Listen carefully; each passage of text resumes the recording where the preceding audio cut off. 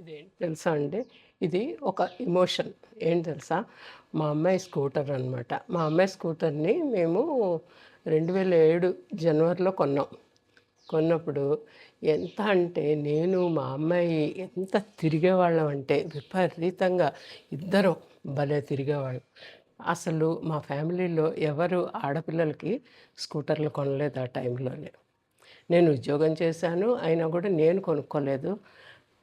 కానీ మా అమ్మాయి నేను అనుకున్నాను నేను చెయ్యంది మా అమ్మాయికైనా చెయ్యాలి అని మా అమ్మాయి కోసం ఇంకా 18 ఇయర్స్ వస్తే కానీ కొనకూడదనేది ముందు డిసైడ్ చేసుకున్నాను. అంతే వెంటనే స్కూటర్ కొన్నాం అనమాట.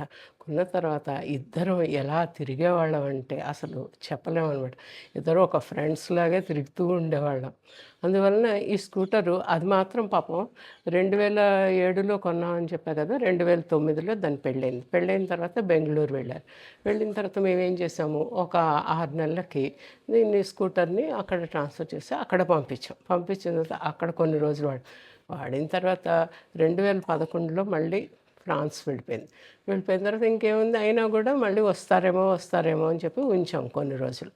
ఉంచిన తర్వాత 2013లో యూఎస్ వెళ్ళిపోయారు.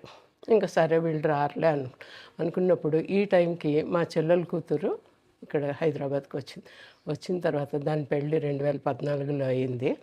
దానికి ఇచ్చిన తర్వాత అది ఒక 6 సంవత్సరాలు వాడింది. వాడిన తర్వాత మా ఫ్రెండ్కి కోడళ్ళు వచ్చారు. కోడళ్ళు వస్తే ఆవిడకి ఇచ్చాను నేను. ఇచ్చిన తర్వాత వాళ్ళు ఒక 5 సంవత్సరాలు వాడారు. అన్నీ వాడిన తర్వాత మళ్ళీ మన ఇంట్లోకే ఇది మళ్ళీ వచ్చింది. దీన్ని ఏం చేయాలా అని ఆలోచిస్తున్నాం. ఎందుకంటే దీన్ని ఎవరికైనా అమ్మాలి అంటే ప్రాణం ఒప్పుకోవట్లేదు. ఎందుకంటే ఇదనేది ఒక ఎమోషన్. నాకు ఈ స్కూటర్ అనేది ఒక ఎమోషన్. అందుకని దీన్ని ఏం చేయాలా అని ఆలోచిస్తున్నాను. ఫ్రెండ్స్, మీకు ఎవరికైనా ఏం చేయాలో చెప్తే అది చేస్తానండి. Okay, thank you.